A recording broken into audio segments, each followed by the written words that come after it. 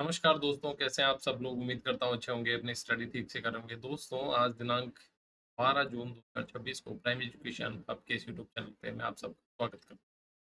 चलिए दोस्तों, आज की इंपॉर्टेंट न्यूज़ को अपन डिस्कस कर लेते हैं। आज की न्यूज़ को डिस्कस करने से पहले थोड़ा-सा डिस्कशन, वो ये कि आज जो है अपना ये जो डिस्कशन है आज ही रिलीज़ हो जाएगा। अब नेक्स्ट जो है आपको मंडे मॉर्निंग 7:45 पे जो है क्लास मिल जाएगी मंडे वाली, कौन-सी? First class, right? उसी हिसाब से फिर डेली मंडे टू फ्राइडे वही शेड्यूल अपना रहने वाला है। कोटेशन जो ऐड किया है, यदि जीवन में कुछ नया हासिल करना है तो पुराने तरीकों को बदलना होगा। देखिए दोस्तों, पुराने माइंडसेट के साथ में, पुराने एफर्ट्स के साथ में, पुराने पैटर्न के साथ में आपको रिजल्ट्स भी पुराने ही मिलेंगे, ये बात आप निश्चित तौर पे मान के चलें। अगर आपको नए रिजल्ट चाहिए, अगर आपने असफलताएँ अर्जित की है और आपको सफलताएँ चाहिए, तो आपको नए तरीके यानी कि नवाचार लाना पड़ेगा।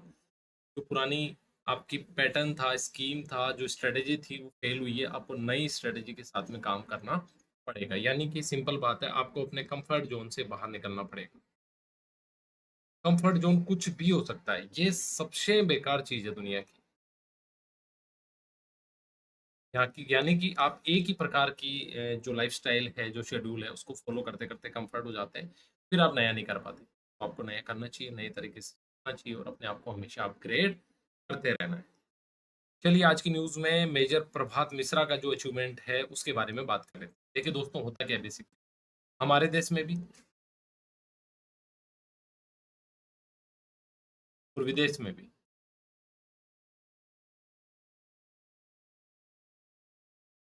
यानी कि हमारे देश में विदेशों के जो सैन्य अधिकारी और जवान हैं, विदेशों के सैन्य अधिकारी और जवान क्या आते हैं ट्रेनिंग के लिए, कोर्सेज़ के लिए। उसी तरह से विदेशों में भी जो है हमारे जो सैन्य अधिकारी और जवान हैं, वो कोर्सेज़ के लिए जाते हैं।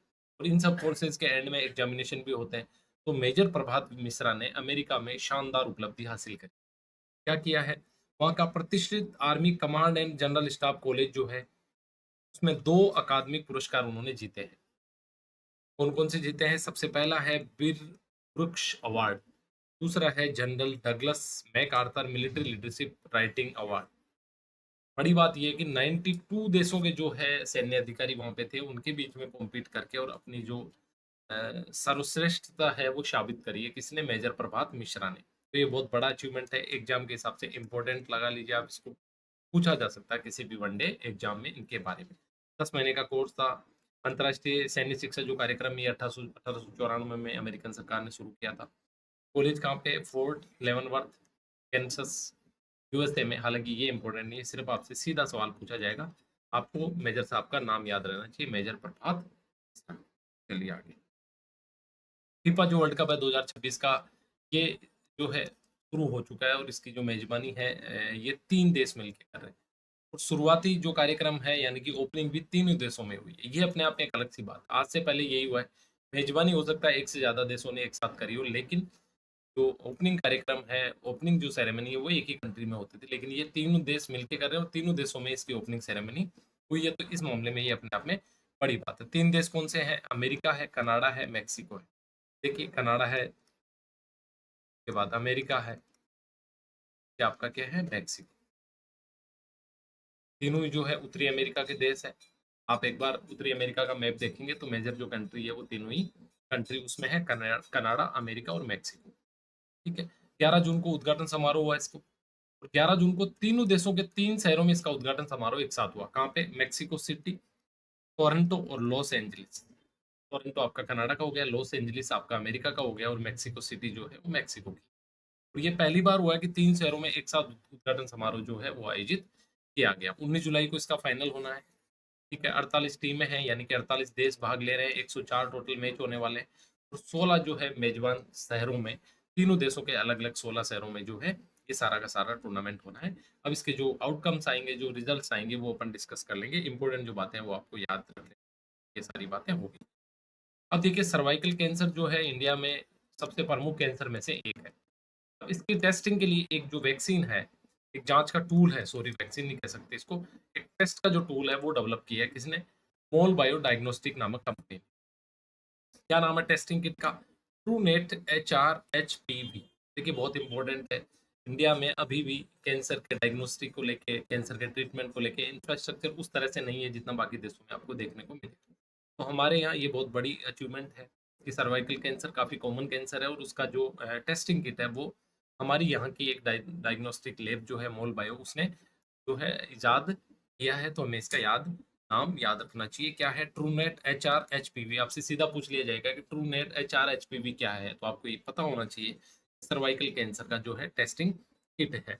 8 उच्च जोखिम वाले जो HPV प्रकार है उनकी पहचान कर सकता है और 95% जो सर्वाइकल कैंसर के मामले हैं ये इसकी जद में आ जाते हैं और दूर दराज के गांवों में भी इसकी जांच का जो रास्ता है वो ओपन हुआ है। तो अपने आप में एक बहुत बड़ी बात है और इसको अंतर्राष्ट्रीय मान्यता भी मिली है, यानी कि स्टैंडर्ड जो है टेस्टिंग किट ये अपने आप में है। किसने विकसित किया है? मोल बायो डायग्नोस्टिक, हमने पहले पढ़ लिया। प्रमाणित किया एम्स और ICMR ने। पहला स्वदेशी POC HPV टेस्ट है। 8 प्रकार के उच्च जोखिम वाले जो HPV है उनके बारे में पता लगता है और इससे 95% जो सर्वाइकल कैंसर के जो मामले हैं उनका पता इससे लग जाएगा। तो ये बहुत बहुत ज़्यादा इंपॉर्टेंट है, ये भी आप इसको इंपॉर्टेंट लगा लीजिए, एग्जाम के हिसाब से पूछा जा सकता है। चलिए, एक है ट्रेड्स। अब ये कि देखिए वर्ड ऑफ द डे जो आता है अपना दैनिक भास्कर में उसमें था, लेकिन बहुत इंपॉर्टेंट है, इसमें भी परीक्षा में क्वेश्चन पूछे जाने की संभावना बहुत ज़्यादा है। कैसे है अपन इसको समझते हैं। Trade receivables discounting system. Trade receivable discounting system, TREDS। देखिए क्या है ये। अब मैं आपको इसको अलग से समझाता हूँ, फिर इसके बारे में अपन बात करेंगे। एक ये MSME है, यानी कि माइक्रो स्मॉल मीडियम एंटरप्राइज। किसकी है? रमेश की है। अब रमेश ने बहुत हिम्मत लगा के कुछ पैसा अपने घर से लगा के कुछ सरकार से लोन लेके और ये MSME स्थापित कर। क्या बनाती है MSME? मान लीजिए कि मार्बल का जो कटर है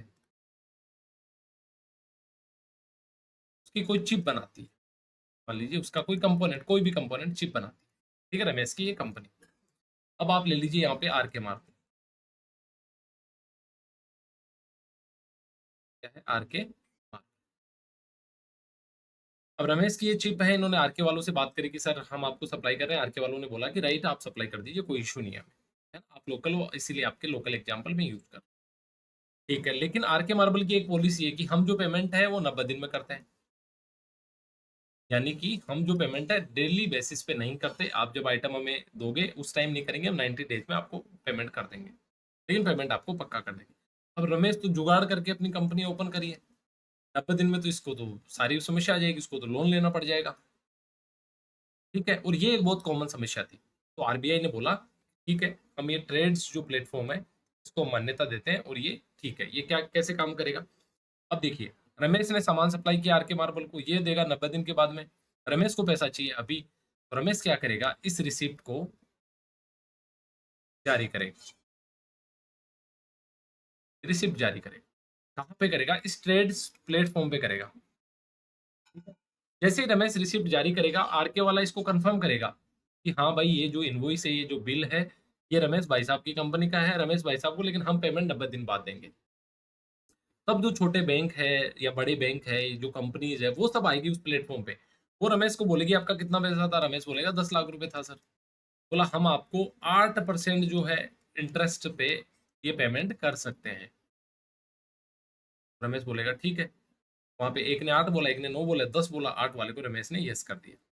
तो जो भी 10 लाख में से जो पेमेंट काट के, मान लीजिए उदाहरण के लिए 9,90,000 रुपए रमेश को मिल गए। ठीक है, अब 10,000 रुपए का रमेश को कमी हुई, लेकिन रमेश को पेमेंट तुरंत मिल गया। उसका मान लीजिए मुनाफा 50,000 रुपए था, तो मुनाफा 40,000, लेकिन उसको पेमेंट मिल गया। उस कंपनी ने पैसे रमेश के खाते में ट्रांसफर कर दिए। अब जब 90 दिन होंगे तो RK मार्बल्स वाला जो है उस पर्टिकुलर वित्तीय संस्थान को पेमेंट कर देगा। यानी दोनों के लिए फायदे की बात है। रमेश को टाइम पे पैसा मिल गया, जो बड़ी कंपनी है उसको अपने शेड्यूल के हिसाब से जो पैसा देना था उसने शेड्यूल के हिसाब से दिया। और ये जो वित्तीय कंपनी है इसको 10% जो है अपना, या 8% जो भी मिलना था वो ब्याज मिल गया। यानी कि तीनों का पर्पज सर्व हो गया। तो ये जो ट्रेड प्लेटफॉर्म है ये RBI से मान्यता प्राप्त एक डिजिटल प्लेटफॉर्म है। सबसे पहली बात तो ये है। क्या करता है? MSME जो कंपनियां हैं उनके बकाया बिलों के बदले त्वरित भुगतान पाने में मदद करता है। आप समझ ही गए कैसे त्वरित भुगतान करता होगा। और बिना लंबी ऋण प्रक्रिया के, कोई लोन का सिस्टम नहीं, कोई कागजी सिस्टम नहीं, कुछ नहीं, सिंपल बात। बजट 2026 में घोषणा की गई थी कि सार्वजनिक उपक्रम, यानी कि सरकार की जो कंपनियां हैं एमएसएमई को भुगतान ट्रेड के माध्यम से अनिवार्य रूप से किया जाएगा। यानी कि बाकी प्राइवेट तो जो लोग कर रहे हो ठीक है, लेकिन सरकारी कंपनियां तो जो भुगतान करेगी छोटी कंपनियों को ट्रेड के माध्यम से ही करेगी। ये सरकार ने बजट 2026 में सुनिश्चित कर दिया था। अब 2027-28 का अनुमान है कि इसमें 70 से 80% तक लेन-देन बढ़ने का अनुमान। यानी कि क्योंकि तीनों के लिए सहूलियत वाली बात है, किसी को नुकसान है ही नहीं, तो क्यों नहीं बढ़ेगा प्लेटफ़ॉर्म? यानी कि 70 से 80% की जो ग्रोथ इसमें आने वाली है। और ट्रेड से अब तक 8.7 लाख करोड़ रुपए के बिलों को फंड किया जा चुका है। सोच के देखिए कितना बड़ा ये जो है इसका स्केल बन गया है। क्या उद्देश्य है? एमएसएमई की कार्यशील पूँजी की समस्या को हल करना और बड़ी कंपनियों के साथ व्यापार करने में उनको सहूलियत देना। अगर ट्रेड प्लेटफ़ॉर्म ना हो, तो क्या आप सोच के देखिए रमेश आरके मार्बल्स के साथ में व्यापार कर पाएगा क्या? इम्पॉसिबल, क्योंकि 90 दिन तक वो सस्टेन ही नहीं कर पाएगा और वो किसी प्रोडक्ट को देने के लिए लोन लेगा, इस तरह से तो उसका व्यापार नहीं चल पाएगा। तो ट्रेड प्लेटफ़ॉर्म क्वेश्चन पूछा जा सकता है, अच्छे से इसको आप याद रखें। चलिए आगे। देखिए हमारे यहाँ जितने भी वायुयान जो है, बेसिकली कौन से सिविल वाले, वो इंडिया में नहीं बनते। इंडिया में नहीं बनते, वो सारे कहाँ से? बाहर से इम्पोर्ट किए जाते हैं। हाँ, जो लड़ाकू विमान है तेजस हमारे यहाँ बन रहा है, ठीक है? और कुछ विमानों की सू-30 वगैरह की जो है असेंबलिंग वगैरह अपने यहाँ होती है लोकल, लेकिन बड़े जो यात्री विमान है इनकी कोई भी मैन्युफैक्चरिंग इंडिया में नहीं होती। आज तक इंडिया का कोई भी बड़ा विमान नहीं बना है, लेकिन अब भारत में एक नया जो उपलब्धि है वो हासिल कर ली है, एयरबस C295। हालाँकि ये भी सेना के लिए यूज़ होने वाला है, लेकिन यात्री विमान। तो ये मेड इन इंडिया पहला विमान जो है वो सफल उसकी उड़ान हो चुकी है। एयरबस C295 क्या है? पहला सिविल यात्री विमान है जो कि भारत ने खुद बनाया है। किसने बनाया? Tata advance system limited. Tata advance system limited जो टाटा की प्राइवेट कंपनी है डिफेंस प्रोडक्शन की या इस तरह के सिविल एविएशन की, उसने ये बनाया है। डील कब हुई? कितने की थी? 21,935 करोड़ की डील थी। 56 विमान इसमें बनने हैं। किसके साथ में समझौता है? स्पेन की कंपनी के साथ में। लेकिन इसका 80% जो सामान है वो इंडियन है। शुरुआत के जो 13 विमान है वो तो स्पेन से आएंगे, लेकिन उसके बाद के जो 40 विमान है वो इंडिया में ही प्रोडक्शन उनका होगा और पहला जो प्रोडक्शन है वो इंडिया में हो चुका है। 85% जो है स्वदेशी ढांचा इसमें यूज किया गया है। ये भारत में निजी सेक्टर का पहला सैन्य विमान निर्माण जो है प्रोजेक्ट है। 13,000 प्लस पुर्जे, 37 प्लस सप्लायर देश में विकसित किए गए हैं। ये उतनी इंपॉर्टेंट बात नहीं है। अब देखते हैं टाइमलाइन। देखिए किसी अगर आपका विल और इंटेंट हो ना, यानी कि इच्छा और उद्देश्य हो, दुनिया में कुछ भी असंभव नहीं। यही करके दिखाया है कि हमने जब सोचा नहीं प्रोडक्शन का, जब सोचा, आप देखिए इस परियोजना को। समझौता हुआ 2021 में इसके साथ में, टाटा जो कंपनी है, सरकार है के साथ में। वडोदरा में प्लांट लगा 2024 में, उत्पादन शुरू हो गया 2024 में। पहला टेस्ट जो है जून 2026 में अभी परीक्षण हो गया। पूरी डिलीवरी जो है 2031 तक 40 विमानों की हो जाएगी। तो आत्मनिर्भर भारत की दिशा में भारत वाकई में आगे बढ़ रहा है। जब भी आप आत्मनिर्भर भारत की बात करें, इसका एग्जाम्पल आप दे सकते हैं। क्योंकि देखिए, सिर्फ कागजी बात करने से मजा नहीं आएगा, लेकिन जब आपने कोई फैक्ट पे बात करी कि हाँ ये अचीवमेंट है, एक विमान की जो है डिलीवरी हो चुकी है, ऑलरेडी परीक्षण हो चुका है, तो ये अपने आप में बहुत आत्मनिर्भर भारत की दिशा में एक ऐतिहासिक कदम है। 16 विमान स्पेन से बनकर आएंगे और 40 विमान जो है बड़ोदरा में टाटा एयरबस की जो साझेदारी में बनेंगे। मुख्य ढांचा 80% टाटा की नागपुर इकाई में तैयार किया जा रहा है। अब देखिए आगे, जो हमारे आदिवासी समुदाय है, जो हमारे सबसे पिछड़े और हाशिए पे रहने वाले समुदाय, उनके लिए सरकार हमेशा बहुत अलग तरह की स्कीम्स करती है ताकि वो भी धारा में शामिल हो जाए। अब ये योजना के बारे में बात करेंगे, पीएम जनमन, प्रधानमंत्री जनमन जो योजना है उसके बारे में। कब शुरू हुई? 2023 में शुरू हुई। ठीक है।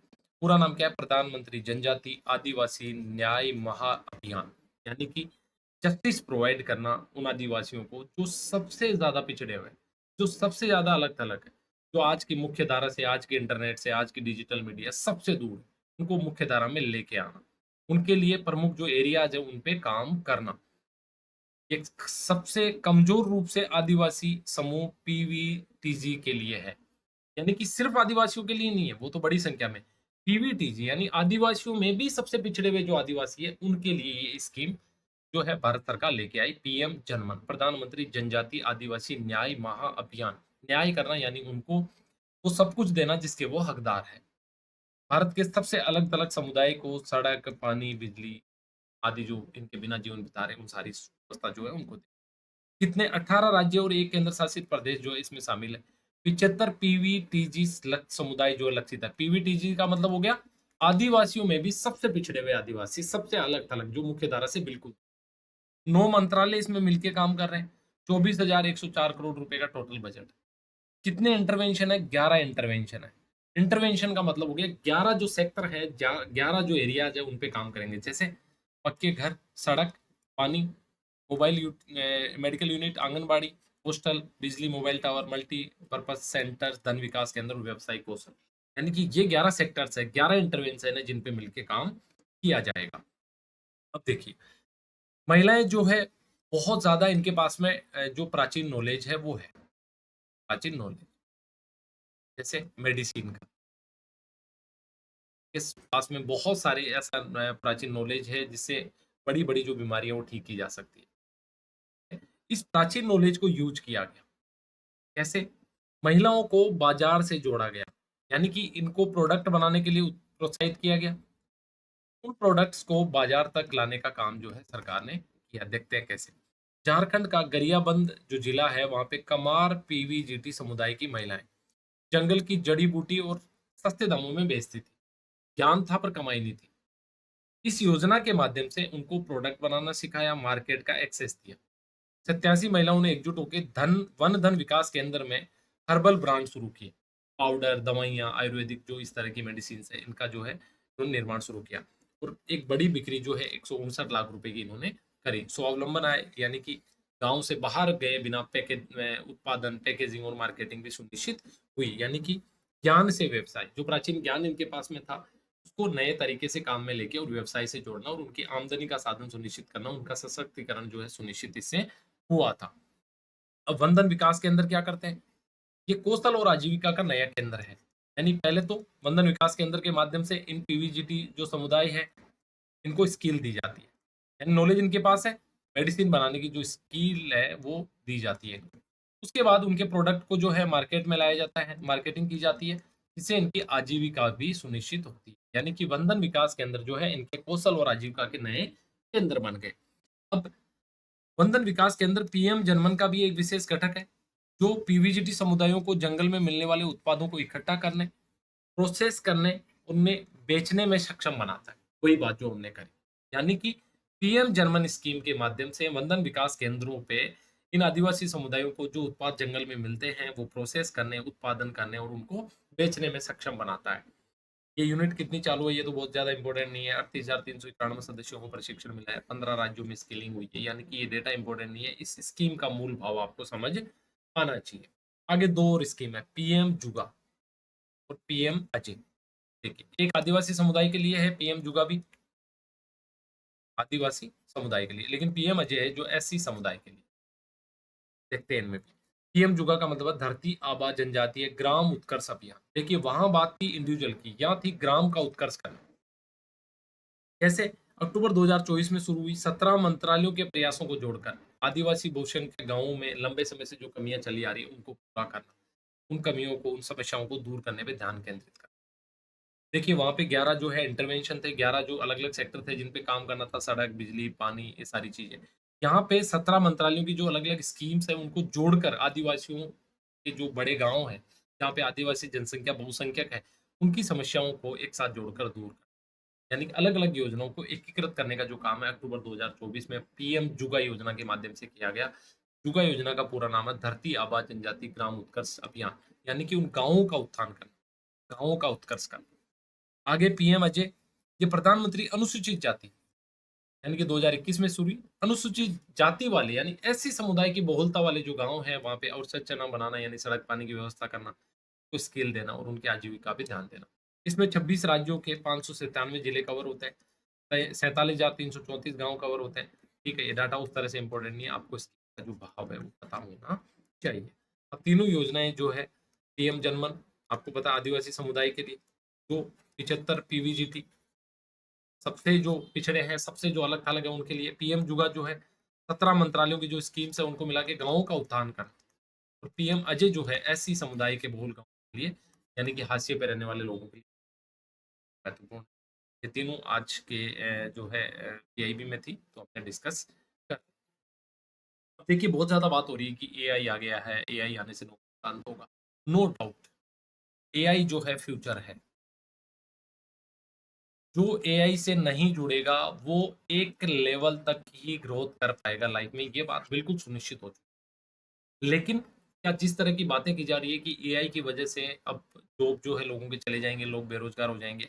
हाँ, एक लेवल तक उथल-पुथल आती है, लेकिन फिर भी जब कुछ दरवाजे बंद होते हैं, तो नए दरवाजे भी ओपन होते हैं। ये जो मेन थीम है आर्टिकल में राइटर कहना चाह रहे हैं। देखिए, एआई से नौकरियों का अंत नहीं है, आप नौकरियों का अंत नहीं समझें, एक बड़ा बदलाव है। तो आपको बदलाव के लिए मेंटली तैयार रहना चाहिए। ये सबसे महत्वपूर्ण बात इसमें राइटर बोलने वाले। देखिए, एआई जॉब मार्केट को नष्ट नहीं कर रहा है, यानी कि जॉब जो मार्केट है, जो रोजगार बाजार है, उसको नष्ट नहीं कर रहा है, बस बल्कि इसे बदल रहा है। यानी कि कोई एक्स वाई जेड टाइप का जो जॉब है वो खत्म हो जाएगा, लेकिन कोई ए बी सी नया शुरू भी हो जाएगा। आपको क्या करना है, अपना जो स्किल है उसको अपग्रेड करना है, उसको अपडेट करना है। अगर आपने अपने स्किल को अपडेट किया तो नौकरियों की कोई कमी नहीं रहने वाली। ये पर्टिकुलर इस आर्टिकल में कहना चाह रहे हैं। जैसे लंदन में 46% जो नौकरियां हैं वो ऑटोमेटिक हो जाएगी, ऑटोमेटिक हो सकती है, ऐसा अनुमान है। भारत में भी आपको पता है आईआईटी जेई करके, आईआईटी से अगर किसी ने पास आउट कर लिया तो प्लेसमेंट लगभग सुनिश्चित हो जाता था, लेकिन अब प्लेसमेंट की कोई गारंटी नहीं। यानी कि आईआईटी जेई करने के बाद भी आपका फ्यूचर सिक्योर है, ऐसी कोई गारंटी नहीं है। ये बात टाटा कंसल्टेंसी के चेयरमैन जो चंद्रशेखरन है उन्होंने कहा है। उन्होंने ये भी कहा है कि बड़ी भर्ती के दिन अब खत्म हो गए हैं। जैसे एक कॉलेज है, मान लीजिए 500 बच्चे जो है पास आउट हुए, तो 490 को जो है जॉब ऑफर हो गई। वो जो बड़ी भर्ती के दिन है वो चले गए। हो सकता है इनमें से 50 लोगों को ही प्लेसमेंट ऑफर मिले, उसके अलावा जो बाकी लोग हैं उनको कोई रोजगार ना मिले। असली तस्वीर, वो एक चीज देखिए, आप बदलाव के बारे में बात करते हैं, हम बदलाव से डरते हैं। कोई व्यक्ति जिसकी लास्ट मेमोरी है 1940 की, यानी कि 1940 के बाद का उसको कुछ याद नहीं है, उस व्यक्ति को आज की 70 से 80%, 60 से 80% जो नौकरियां वो नहीं लगेगी। और ऐसा हमेशा होता है। लेकिन अब जो स्पीड है वो बदल गई है। क्या 2036 में आज से 20 से 30-40% नौकरियाँ ऐसी होगी जो आज एक्जिस्ट ही नहीं करती। जिनके बारे में आज कल्पना ही नहीं कर सकते, लेकिन 2036 में वो नौकरियाँ वास्तविकता में होगी। तो जस्ट अपने स्किल को अपग्रेड करना है, बाकी चेंजेस पहले भी होते आए हैं, आगे भी होंगे। अब जैसे एआई को वास्तविक दुनिया के लिए जीपीयू की ज़रूरत, सीपीयू की ज़रूरत, ये जो है इन जॉब्स में, इन पर्टिकुलर सेक्टर में जॉब बढ़ेगी। ठीक है? व्यक्ति को क्या करना चाहिए? व्यक्ति को अपने लिए एक आपातकालीन फंड बनाया जाना चाहिए। मान लीजिए कोई व्यक्ति आज जॉब कर रहा है ₹50,000 पर मंथ की, ठीक है? कल को उसकी जॉब चली जाती है, 4 से 5 महीने उसको मान लो अपने स्किल को अपग्रेड करने में लगते हैं। तो 2-3 लाख रुपए का एक इमरजेंसी फंड उसके पास होना चाहिए, ताकि वो स्विच कर सके और इस बीच वाला जो टफ पीरियड है उसको सस्टेन कर सके। ठीक है? तो वार चेस्ट रखने वाली बात यही है। दूसरा, नया सीखे, खुद को रीट्रेन करें। यानी कि स्टेम, साइंस, तकनीक, इंजीनियरिंग, मैथमेटिक्स से आगे बढ़ के नए एआई टूल जो है, डेटा लिटरेसी है, क्रिटिकल थिंकिंग है, ये सारी चीज़ें सीखनी चाहिए। अगर आप ये सीखेंगे तो फिर आप हमेशा मार्केट में रिलेवेंस रहेंगे, जॉब के लिए रिलेवेंट रहेंगे। एआई को समझना है, उससे लड़ना नहीं है। एआई मॉडल को रियल वर्ल्ड टास्क के कस्टमाइजेशन करना है। यानी कि एआई मॉडल्स को वाक़ई आज की दुनिया की क्या ज़रूरत है, उसके हिसाब से कस्टमाइजेशन करने के जॉब बहुत ज़्यादा बढ़ने वाले हैं। जैसे for example AI for farmers, आज जो काम फार्मिंग के लिए लोग कर रहे हैं, एआई कैसे करेगी? फार्मिंग के लिए आप कैसे उसको कस्टमाइजेशन, कस्टमाइजेशन का मतलब होता है ज़रूरत के हिसाब से ढालना। वो आप कैसे करेंगे? अगर आपने वो सीख लिया तो आपके लिए जॉब की कमी नहीं रहेगी। ठीक है? अलग-अलग सेक्टर्स में, और इंसान ही इसे करेगा। कस्टमाइजेशन एआई खुद नहीं कर सकता।